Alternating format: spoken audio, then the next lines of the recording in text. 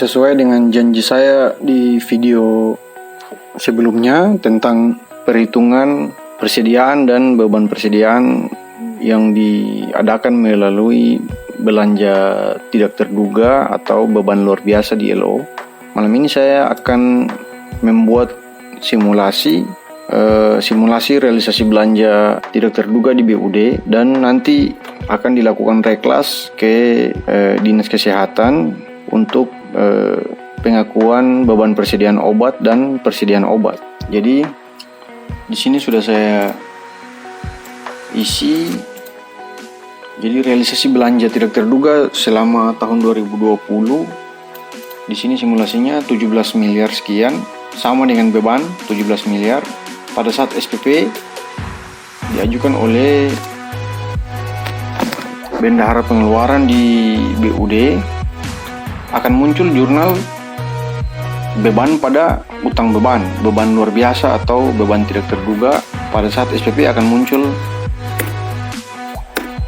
beban pada utang beban. Pada saat SP2D otomatis akan mengeliminasi nilai utang beban yang diakui pada saat pembuatan SPP tadi dan RKPPKD. Ini jurnal otomatis jika menggunakan SIMDA yang muncul jurnal. Ada beberapa jurnal yang sudah saya buat ini akan muncul secara otomatis di SIMDA.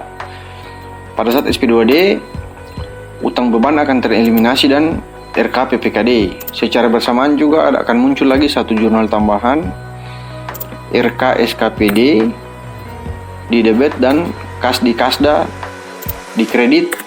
Ini untuk pembayaran pengeluaran kas dari kasda untuk realisasi belanja tidak terduga, serta jurnal yang terakhir untuk pengakuan belanja di LRA, belanja tidak terduga di debit dan perubahan sal. Pada saat proses ini terjadi, maka nilai belanja di LRA, yaitu belanja tidak terduga, akan terrealisasi sebesar 17 miliar 31 juta sekian.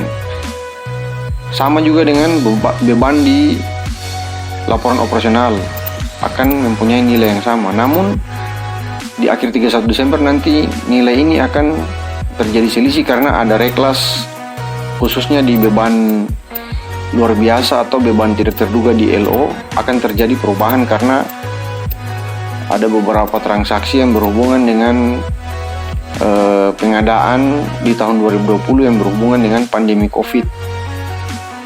Jadi di sini sudah saya buat catatan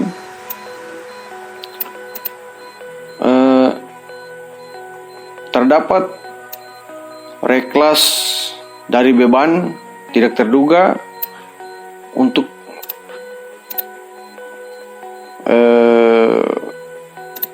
beban obat sebesar 3 miliar 908 juta sekian. Maka kita akan melakukan treatment jurnalnya tidak biasa, karena transaksi ini dia tidak terjadi setiap tahun karena ini pandemi. Jadi terjadi perubahan kebijakan penganggaran dan refocusing anggaran, sehingga pemerintah daerah melakukan beberapa perubahan kebijakan penganggaran pada APBD, sehingga realisasi belanja tidak terduga terjadi perubahan yang sangat signifikan di tahun 2020 dibandingkan dengan tahun 2019. Dari nilai 17 miliar sekian ini, di dalamnya terdapat beberapa komponen yang harus kita sesuaikan. Jadi ada persediaan di sini. Jadi digunakan untuk pengadaan obat sebesar 3 miliar 908 juta sekian. Jadi untuk treatment jurnalnya kita reklas, namun jurnal yang kita pakai di sini karena posisi belanja tidak terduga hanya berada pada BUD, sedangkan belanja obat yang digunakan akan disalurkan ke Satuan Tugas Penanganan COVID-19 melalui Dinas Kesehatan, sehingga treatment jurnalnya agak sedikit berbeda ya. Jadi di sini untuk melakukan jurnal kita pakai akun koreksi ekuitas. Jadi di sini kita pakai koreksi ekuitas di debit, beban luar biasa di kredit sebesar nilai pengadaan.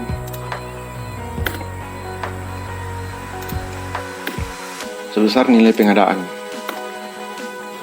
Otomatis ketika jurnal ini kita buat, ini di posisi BUD atau BPKAD selaku PPKD.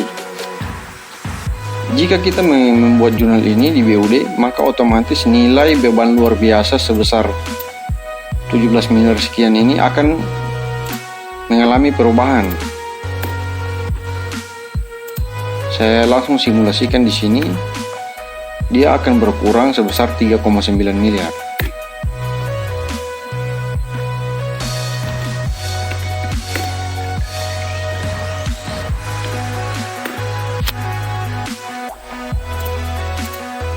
Dari sisi Dinas Kesehatan,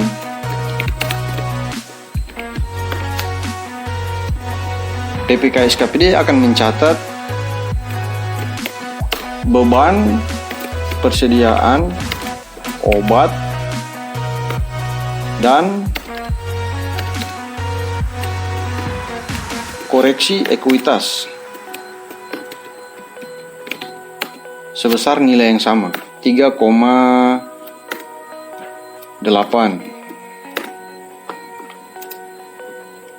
Di kertas kerja simulasi ini saya sudah ekspor dari Simda. Di sini di sisi sebelah sini yang abu-abu ini adalah rincian saldo buku besar level objek untuk akun belanja barang dan jasa pada Dinas Kesehatan sebesar 7 miliar 600. Di sisi sebelahnya di sini akun dengan level objek akun beban barang dan jasa di LO pada Dinas Kesehatan. Jadi pada dasarnya nilai belanja dan beban sama. Beban barang dan jasa dan beban barang dan jasa di LRA dan beban barang dan jasa di LO pada dasarnya sama, namun akan terjadi perubahan karena ada beberapa penyesuaian termasuk dari belanja tidak terduga ini. Langsung saja saya lakukan koreksi di sini. Saya tidak perlu menggunakan Simda karena saya cukup simulasi di kertas kerja agar lebih mudah dipahami, karena menggunakan Simda nanti agak menyita waktu karena kita harus posting transaksi dan lain-lain sebagainya. Di sini setelah saya koreksi ekuitas di kredit, beban persediaan obat di debit, maka langsung saya eksekusi karena level rekening beban persediaan obat dia masuk pada beban bahan material, maka di posisi beban bahan material yang sebesar 1,493 ini akan saya tambahkan dengan beban persediaan obat yang direklas dari belanja tidak terduga di BUD.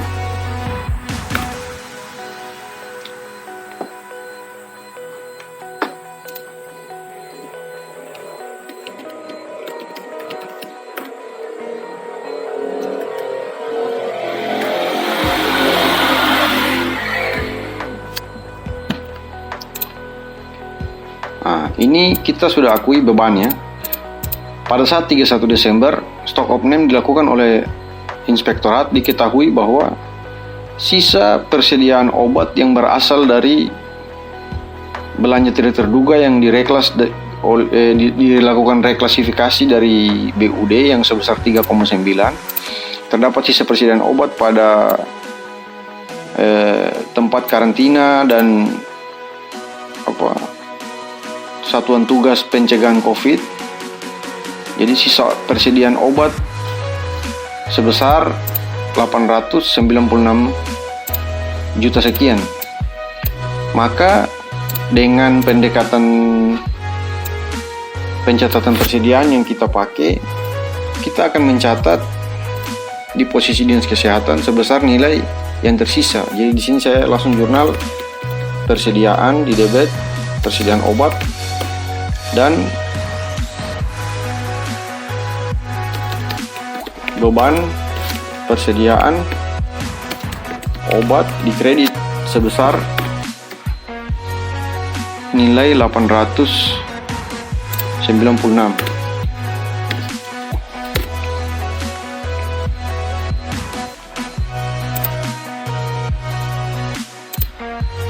Dari jurnal ini, di posisi saldo buku besar beban bahan material akan mengalami perubahan untuk yang kedua kalinya sebesar 896. Karena posisi beban persediaan posisinya di kredit, maka di sini saya melakukan pengurangan ya. Saya lakukan pengurangan, maka dia akan berkurang. Proses jurnal ini nantinya akan berpengaruh ke prosedur analitis pada saat laporan keuangan disusun. Prosedur analitis untuk menghitung beban barang dan jasa di LO dan belanja barang dan jasa di LRA.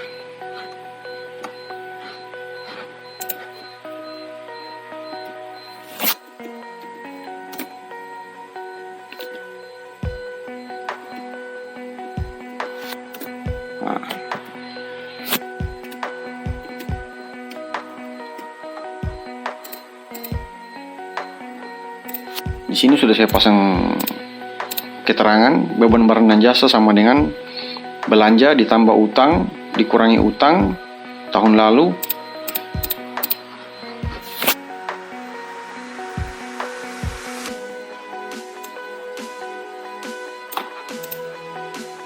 Nantinya di sini kita akan pasang rumus.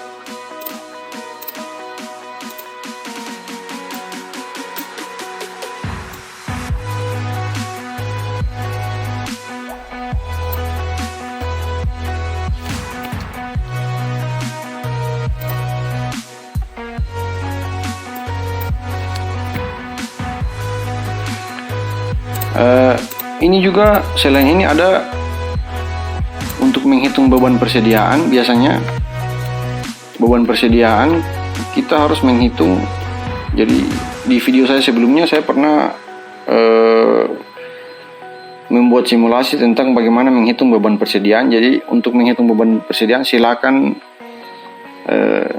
simak kembali ke video saya sebelumnya di situ. Jadi untuk video kali ini tidak perlu saya ulas lagi mengenai bagaimana cara kita menghitung beban persediaan khusus untuk beban persediaan yang bersumber dari belanja tidak terduga. Nantinya cara hitungnya sama seperti video saya sebelumnya, cuman yang berbeda ialah adanya proses treatment jurnal untuk reklas dari posisi BUD ke dinas kesehatan. Jadi dari posisi BUD ke dinas kesehatan kita lakukan jurnal seperti ini. Nantinya di prosedur analitis untuk perhitungan beban persediaan akan muncul selisih sebesar nilai yang kita reklas, dan sebesar sisa persediaan dan beban persediaan yang tersisa dari nilai yang direklas dari belanja tidak terduga di BUD. Untuk video kali ini saya ingin mencoba membantu rekan-rekan untuk mensimulasikan bagaimana cara kita mencari selisih prosedur analitis terkait dengan beban barang dan jasa di LO. Karena untuk prosedur analitis beban barang dan jasa di LO biasanya rekan-rekan PPK, SKPD maupun tim penyusun laporan keuangan di bidang akuntansi BPKAD mengalami kesulitan dalam mencari selisih untuk menghitung prosedur analitis beban barang dan jasa. Di kesempatan kali ini saya juga sudah membuat simulasi untuk menghitung. Jadi simulasi yang saya buat nyambung dengan perhitungan beban persediaan untuk obat yang bersumber dari belanja tidak terduga. Jadi di sini ada beberapa catatan. Jadi sudah ada keterangan di sini dari saldo awal obat yang ada di Dinas Kesehatan di awal tahun sebesar 4 miliar. Saldo akhir untuk obat di Dinas Kesehatan yang diadakan oleh Dinas Kesehatan sendiri dan tersisa di gudang. Saldo akhir sesuai hasil stok opname teman-teman di inspektorat. Sudah ada juga di sini, sudah saya pasangkan nilainya, dan saldo persediaan yang disalurkan ke setiap puskesmas selama tahun 2020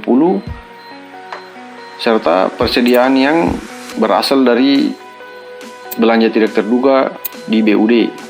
Serta yang terakhir ada reklas dari beban obat ke aset tetap peralatan mesin di Dinas Kesehatan. Di sini beberapa catatan ini harus kita lakukan jurnal penyesuaian untuk mencari selisih. Jadi di sini selisihnya, rumus personal analitisnya sudah saya pasang.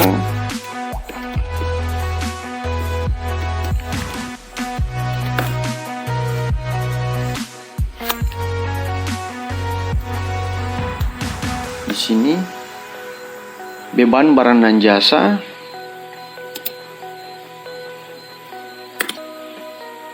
belanja barang dan jasa, persediaan, saldo awal persediaan, saldo akhir persediaan,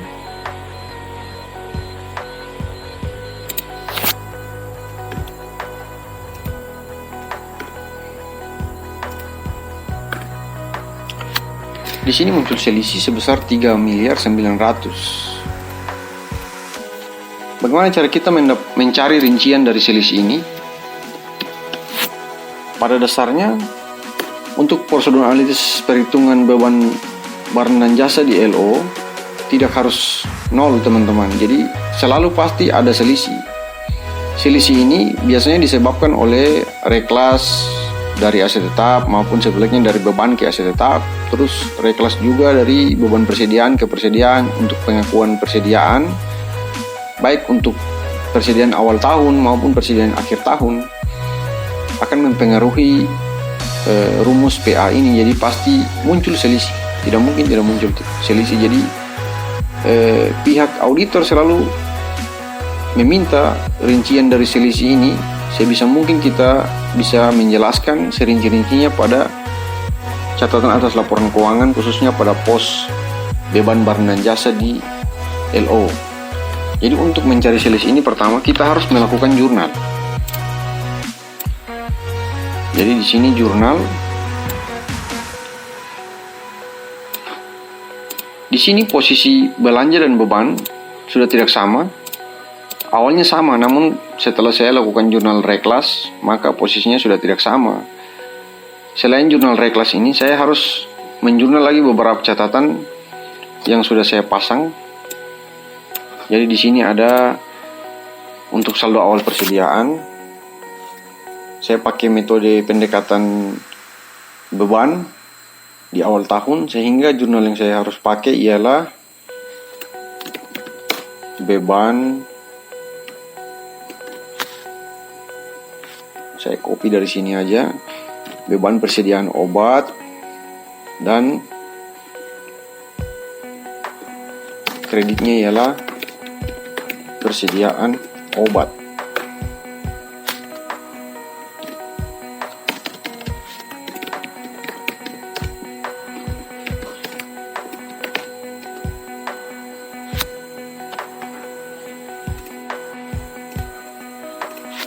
Ini sebesar nilai saldo awal ya, teman-teman.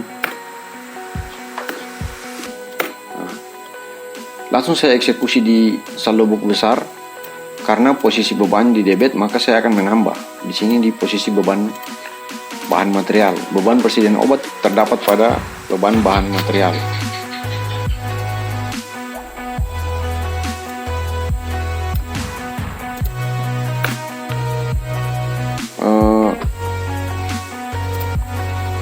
sini saya harus pasang lagi di sini saldo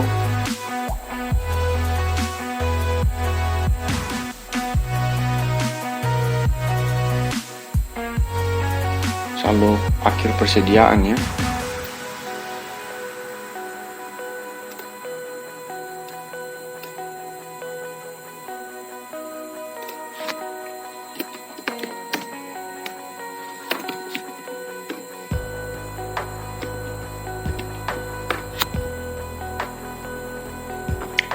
Saya pasang yang saldo awal di sini.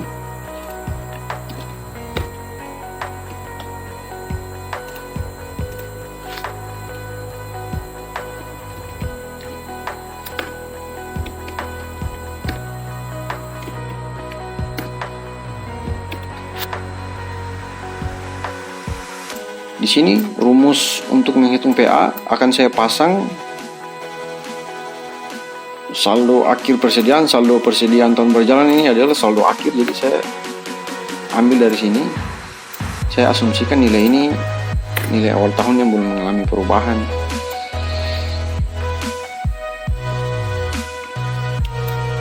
Setelah saya koreksi saldo buku besar beban, bahan material, saya tambahkan sebesar nilai penyesuaian di awal tahun untuk pendekatan beban. Maka untuk yang saldo persediaan juga saya lakukan koreksi.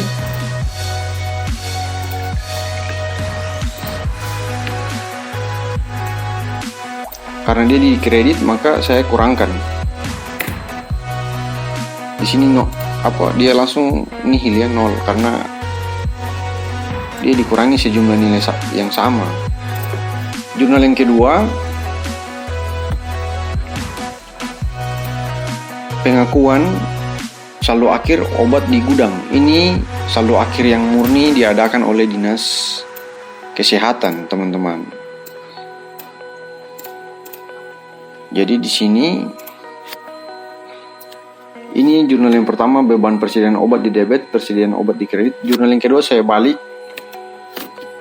persediaan obat di debit dan kreditnya beban persediaan obat. Di sini saya gabungkan antara nilai yang ada di gudang dan yang akan disalurkan ke puskesmas, teman-teman.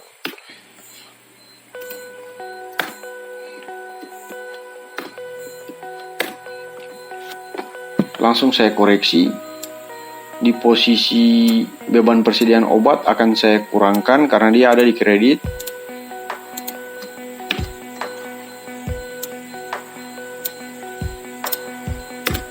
Sedangkan di posisi saldo persediaan di sini akan saya tambahkan karena dia ada di debit.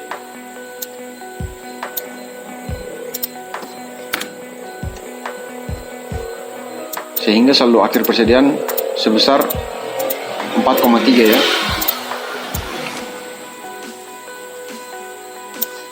Di posisi PA karena sudah saya kasih sama dengan, langsung ke nilai saldo awal, maka sedangkan saldo akhirnya saya sama dengan, saya langsung taruh di bagian atas ini. Maka setiap saya lakukan jurnal maka secara otomatis terjadi perubahan.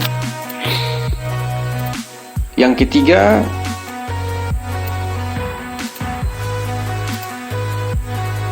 reklas dari beban tidak terduga. Ini sudah saya jurnal di awal, reklas dari belanja tidak terduga. Untuk bebannya sudah saya tambahkan. Sudah. Tapi posisi persediaannya belum ya, teman-teman. Persediaannya belum. Jadi untuk persediaannya sebentar. Jurnal persediaan obatnya kan di sini persediaan di debit, beban persediaan di kredit sebesar 896. Saya koreksi saldo buku besar beban bahan materialnya. Di sini juga sudah terkoreksi, teman-teman, 896. Beban persediaan obat sudah masuk di sini, sudah dikurangkan. Di posisi saldo persediaan sepertinya kayaknya belum, akan saya tambahkan karena dia ada di posisi debit, teman-teman. Jadi akan saya tambahkan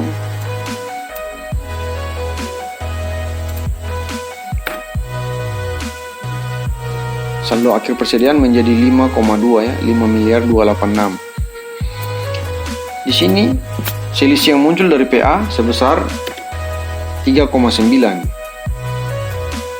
Masih ada satu lagi jurnal yang terakhir untuk reklas aset tetap ya. Jadi untuk kejadian yang terakhir ini teman-teman, biasanya pada saat menyusun RKA biasanya terjadi kesalahan dalam pemilihan kode rekening. Jadi harusnya dia jadi belanja modal, alat kesehatan, namun tidak tahu mengapa mereka menggunakan belanja barang dan jasa berupa obat-obatan. Jadi ketika realisasi kita terpaksa melakukan reklas sesuai hasil rekonsiliasi aset yang kita lakukan, maka harus dilakukan reklas sebesar nilai 365 juta karena dia merupakan aset tetap. Di sini akan saya jurnal aset tetap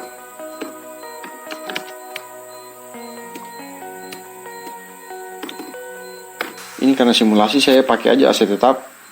Nanti pada saat praktik misalnya kalau menggunakan akun alat kedokteran atau alat kesehatan, teman-teman bisa menggunakan sesuai rincian yang ada kertas kerja rekon. Jadi di sini debitnya aset tetap, kreditnya beban persediaan obat sebesar 365 juta. Jurnal ini kita akan mengkoreksi saldo buku besar persediaan obat yang terdapat pada beban bahan material. Di sini kita kurangkan ya teman-teman karena dia ada di posisi kredit.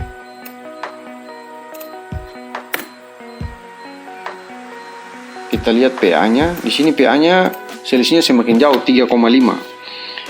Nah,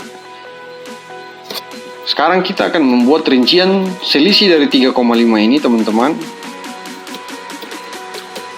Jadi untuk mencari selisih 3,5 ini, kita harus rincikan satu persatu jurnal yang kita buat sebelumnya, mulai dari persediaan sampai reklas ke aset, serta reklas dari belanja tidak terduga. Jadi saya mulai dari yang paling pertama, belanja tidak terduga ya teman-teman. Jadi di sini ada reklas belanja tidak terduga, saya copy saja langsung turun di sini. Reklas belanja beban luar biasa atau belanja tidak terduga dari BUD sebesar 3,9. Di sini saya pasang zoom dulu.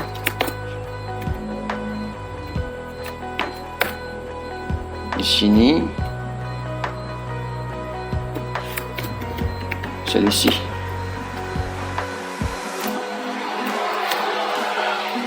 Di sini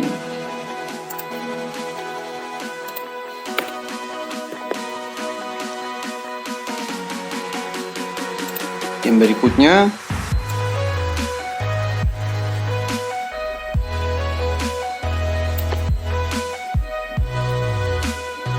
yang kedua saya buat rinciannya, yaitu untuk pengakuan pendekatan beban untuk persediaan di awal tahun pada Dinas Kesehatan yang ini. Jadi saya di sini koreksi bebannya ya. Koreksi sisa persediaan,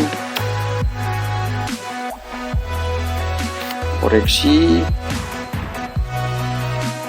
saldo awal persediaan obat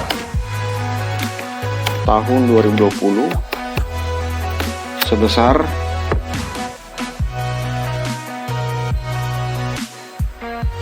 ini ya teman-teman, 4,3. Karena dia ada di posisi kredit, maka saya kasih minus. Yang berikutnya lagi, koreksi pengakuan beban persediaan obat di awal tahun 2020 untuk yang sisa stok persediaan awal yang tadi sebesar 4,3 ya teman-teman. Karena dia di debit maka saya kasih plus ya, tidak minus, maka nilainya akan nihil ya, dia impas. Di sini tetap selisihnya masih 365. Yang berikutnya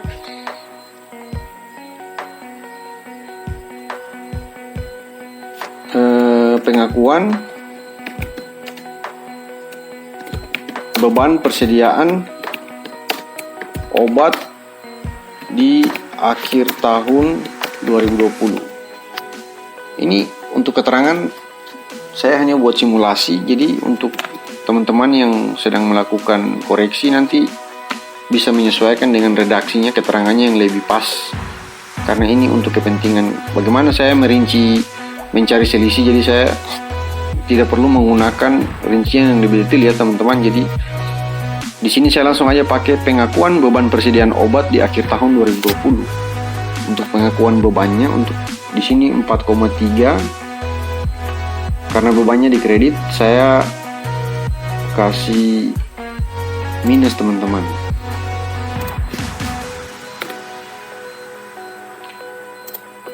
Saya copy lagi di sini. Pengakuan, bukan pengakuan ya, penyesuaian atas sisa stok persediaan obat di akhir tahun 2020. Di sini saya pakai plus karena dia ada di posisi debit.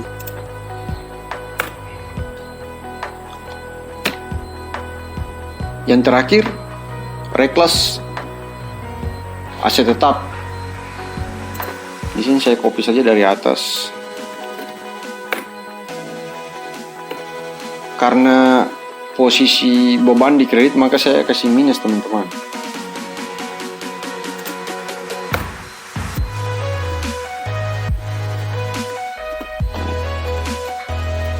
Ini rincian selisih untuk pengujian prosedur analitis beban barang dan jasa.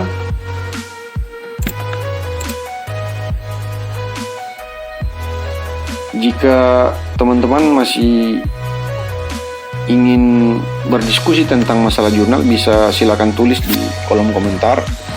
Semoga video ini bisa memberikan manfaat bagi rekan-rekan PPK dan teman-teman di bidang akuntansi yang sedang menyusun laporan keuangan tahun 2020. Jangan lupa like dan subscribe untuk membantu kami dalam membangun channel ini.